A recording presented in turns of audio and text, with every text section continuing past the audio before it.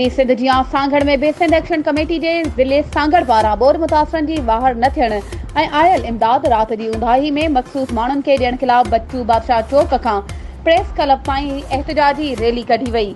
Press club आॾो rally खे ज़िले अॻवान मोहम्मद खान पंवर, अली ॾिनो ख़ासखेली, जब्बार जुनेदो, आदिल लकारी, मीर हसन मरी ऐं ॿियनि ख़िताब कंदे चयो त सिंध सरकार हथ वठी सॼी सिंध खे ॿोड़ायो आहे।